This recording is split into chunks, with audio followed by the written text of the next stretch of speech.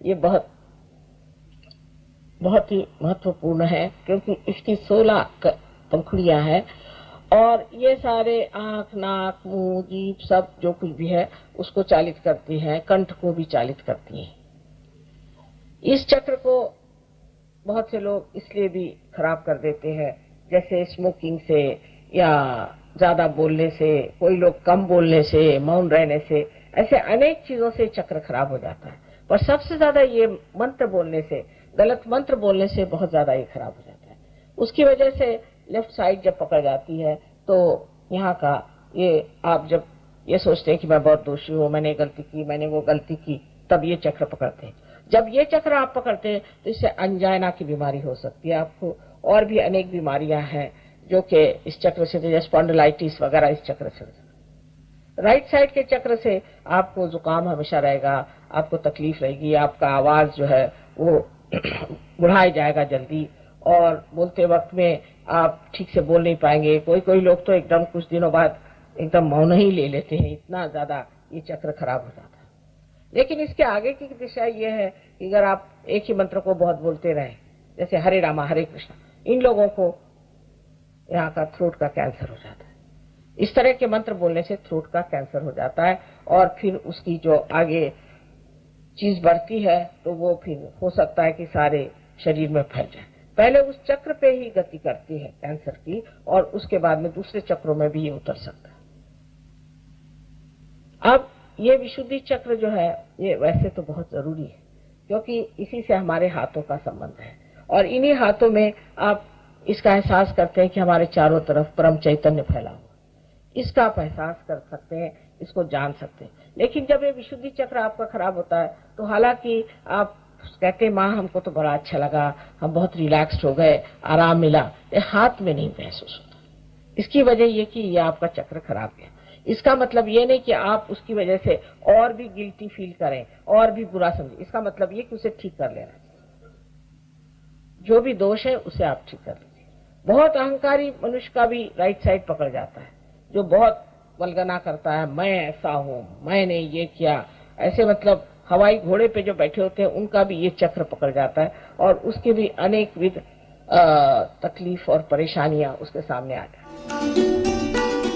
कुंडलिनी जब उठती है तो किसी किसी की इतनी सुंदर कुंडलिनी होती है कि एक क्षण में उठकर जम जाती,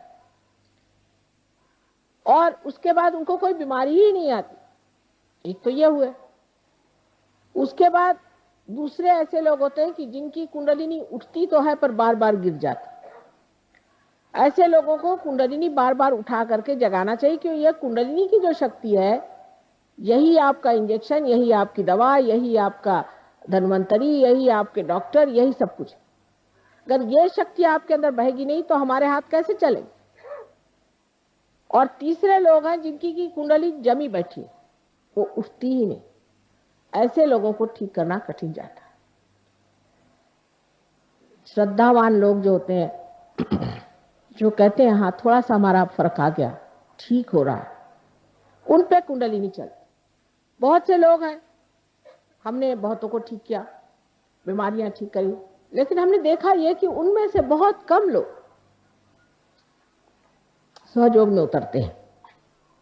आपको सोचना चाहिए कि परमात्मा जो है वो भी समझदार है, और ऐसे दीप क्यों जलाए जो प्रकाश न दे।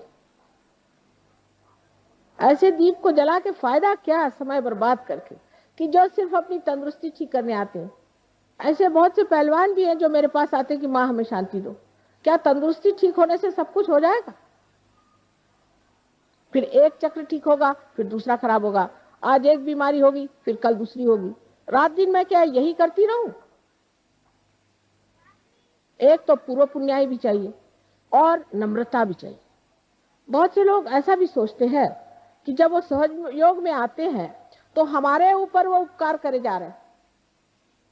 ये नहीं समझते कि हमारा ये अहोभाग्य है कि आज हम आए, हमारी कुंडली जागृत हुई और हमने इसे प्राप्त किया। जब मनुष्य ये समझ लेता है तभी परमात्मा उसे स्वीकार करते हैं, न कि अहंकारी मनुष्य को।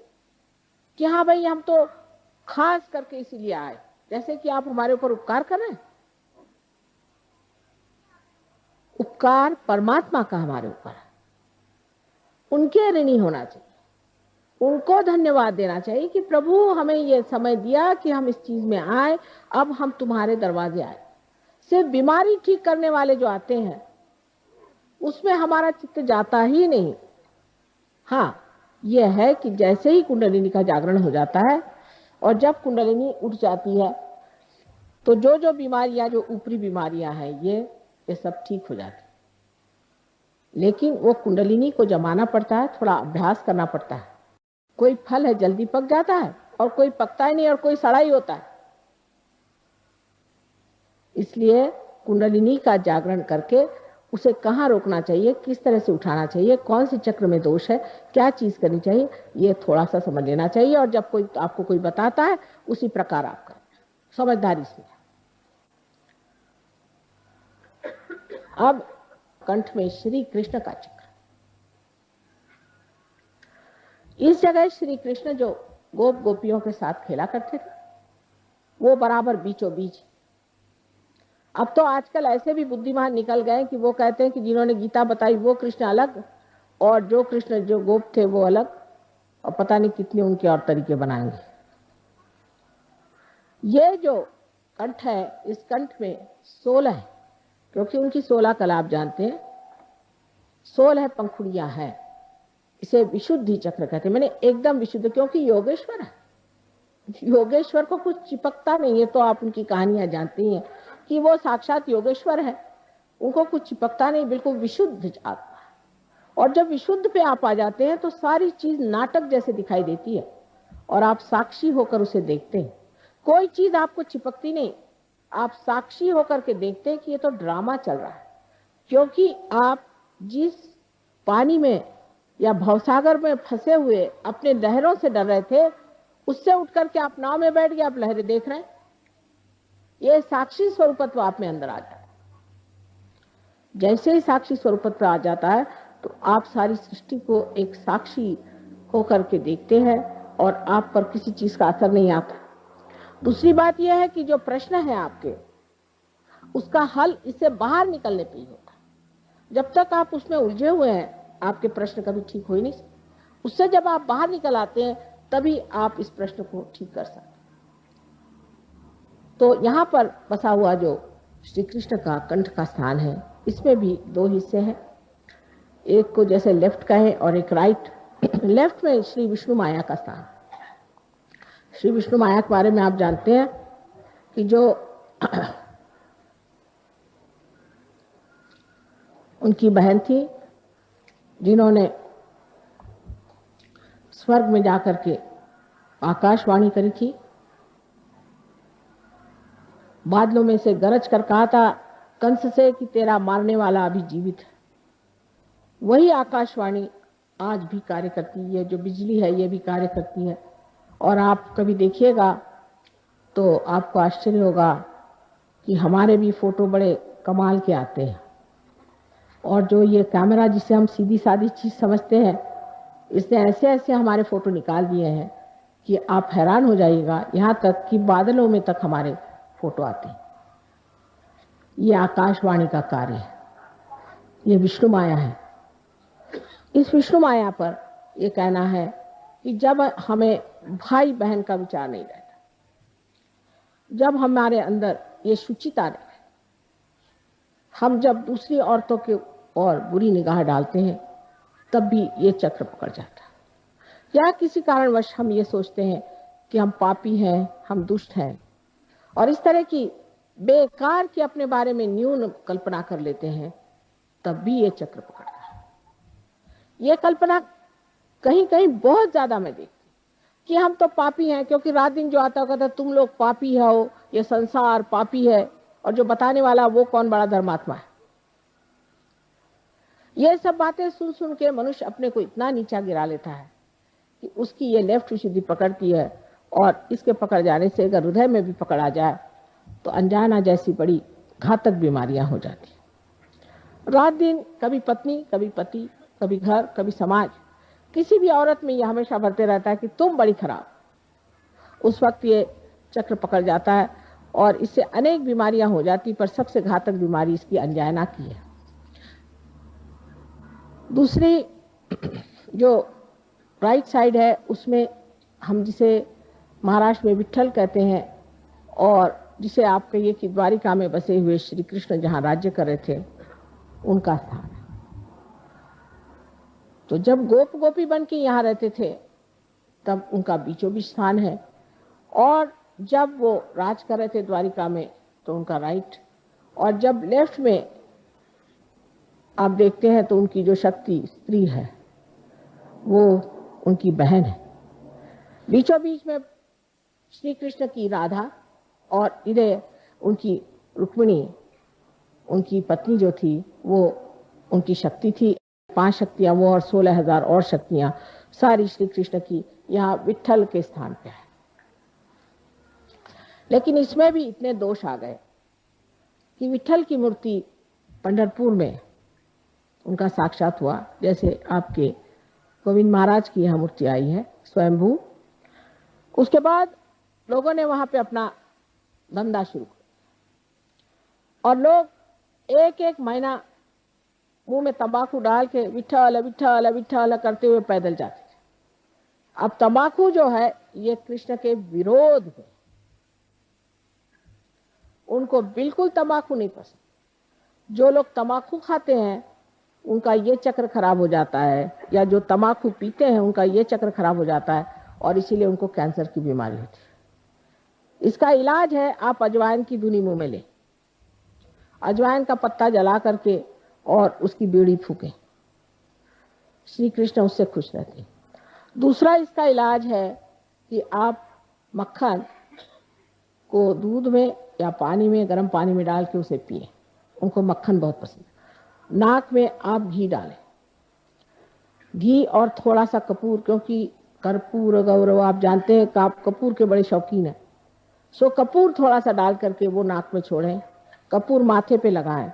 जो कुछ श्री कृष्ण को पसंद है वो सारा करने से वो प्रसन्न हो जाते हैं और आपका विशुद्धि चक्र ठीक हो सकता है, आपका कैंसर ठीक हो सकता है, आपकी सारी तकलीफें ठीक हो सकती। जब आप सबका गला पकड़ जाता है तो मेरा भी गला पकड़ जाता है, क्योंकि इतनी मेहनत पड़ जाती है उसको ठीक करते करते, तो भी पहाड़ जैसे लोगों की कुंडलिनी कभी कभी उठती ही नहीं, बड़ा प्रयत्न करना पड़ता है। खासकर विशुद्धि चक्र पे ये 3 ऐसे पेंच बैठे हुए हैं। उसमें से ये कि जो लेफ्ट विशुद्धि है, अगर मंत्र वगैरह किसी गलत गुरु से लिए है और बक रहे है उसको सुबह से शाम तक, तो वो मंत्र भी पकड़ डाले। इन सब चीजों के लिए उसका इलाज सहयोग में हरेक का मंत्र रूप भी है, आसन रूप भी है, और भी कुछ उसके साथ में थोड़ा बहुत जैसे पानी, जल या चीनी, इस तरह की चीजें दे करके किया जा सकता है। विशुद्धि चक्र जो है श्री कृष्ण का चक्र है, इसमें 16 कलाएं हैं। इसी प्रकार 16 सब प्लेक्ससेस, जिसको कि हम पंखुड़ियां कहते हैं, हमारे अंदर है। और जो कुछ भी हमारे अंदर अ आ इ ई उ ऊ ए आई आदि जितने भी हमारे अंदर जिसे वॉवेल्स कहते हैं वो है, वो सारे इसके बीज मंत्र हैं। जिस वक्त आप कोई गलत मंत्र कहते हैं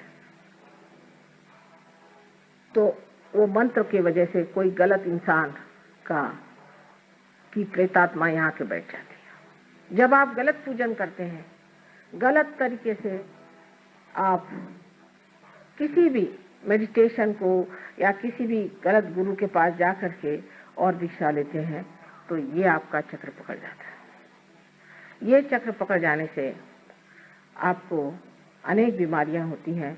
उसमें से विशेषकर जो बीमारी होती है जिसे हम थ्रोट कैंसर कहते हैं, जो आपके कंठ के पास शुरू होता है और धीरे धीरे बढ़ते बढ़ते नीचे की ओर बढ़ता हुआ सारे आपके लंग्स को पकड़ लेता है।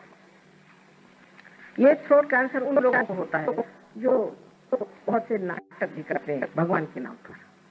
भगवान के नाम पर पागल जैसे बांध लिया, सर पे गले में कुछ पहन लिया और खिलाना शुरू कर दिया, अरे राम अरे राम अरे राम। ये सब नाटक करने की क्या जरूरत है? परमात्मा अंदर है। सब कुछ अंतर योग है। बाह्य में इस तरह के अनेक नाटक करना, कभी कुछ तमाशा करना, कभी कोई दूसरा तमाशा करना, अंतर ही तो जान पड़ता है कि गलत काम कर रहे हैं, और इसीलिए मनुष्य कभी कभी उसमें दोषी महसूस करता है। और कोई कोई लोग तो सभ्यता की दृष्टि से सोचते हैं कि हमेशा दोषी रहना ही अच्छा है। जैसे सवेरे उठिए, उनसे बात करिए, माफ करो माफ करो माफ करो, भाई क्या हो गया, आखिर क्यों परेशान हो रहे हो, ठीक से तो बात करो। सवेरे से उनको यही लगता है कि मैंने कुछ ना कुछ गलती कर दी है। अंग्रेजी भाषा भी ऐसी है कि बोलते वक्त हमेशा आई एम अफ्रेड, भाई काहे के लिए अफ्रेड, आपसे तो दुनिया अफ्रेड है। 17 मरतबा I am sorry I am sorry I am sorry, sorry है तो क्यों ऐसा काम करते हो।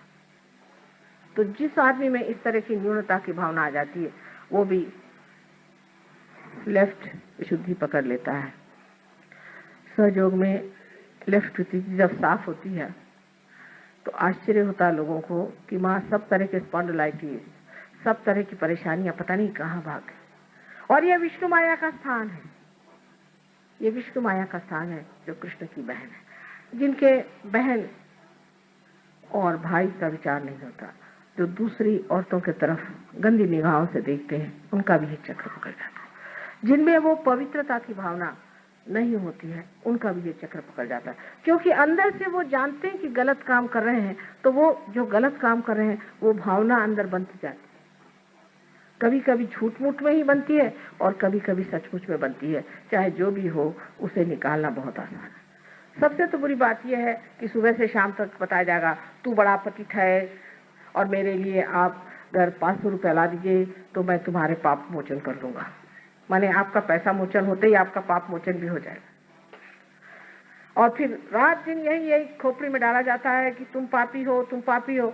तो मनुष्य सोचने लगता है कि वाकई मैं पापी हूँ। इसमें मैं देखती हूँ कि कैथोलिक धर्म के जितने भी लोग आते हैं उनकी लेफ्ट विशुद्धि हमेशा पकड़ी रहती, क्योंकि उनको तो जाके कन्फेशन करना पड़ता है कि मैंने पाप किया। अब किया भी नहीं होगा तो भी करना ही पड़ता है, क्योंकि जिस दिन चर्च में जाओ कहना ही पड़ता है।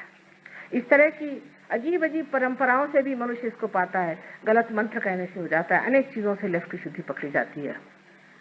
सिगरेट पीने से, तंबाकू खाने से, सबसे लेफ्ट विशुद्धि पकड़ी जाती है। अब राइट विशुद्धि तो ऐसे लोगों की पकड़ती है कि जो बहुत जोर जोर से डांट के बोलते हैं, चिल्लाते हैं और बिगड़ते हैं, और जिनका गुस्सा बड़ा तेज होता है, और जो प्रेम से बात करना जानते ही नहीं, और जो बहुत ज्यादा भाषण देते हैं झूठ मूठ के, जिनको कुछ ज्ञान नहीं, जिन्होंने आत्मा को पाया नहीं, तो भी लेक्चर झाड़ते हैं, उनकी भी राइट विशुद्धि पकड़ती है। और राइट विशुद्धि जो है विट्ठल का स्थान है, श्री विट्ठल का स्थान है। इसको विट्ठल के मंत्र से ठीक किया जा सकता है। इससे लोगों को अनेक तरह की बीमारियां हो जाती हैं जिससे राजगारी से संबंध है। बीच में श्री कृष्ण का स्थान है। इस वक्त कुंडलिनी श्री कृष्ण के स्थान पर स्थिर होती है, तब मनुष्य साक्षी होकर के उस योगेश्वर की लीला दिखता है। सारा संसार लीला में इसमें इतनी हड़बड़ाहट की, घबराहट की, इतनी परेशानी की कौन सी बात है। ये तो सब नाटक हो रहा है, सब नाटक देखते हैं। इस नाटक को देखना ही मात्र बन जाता है।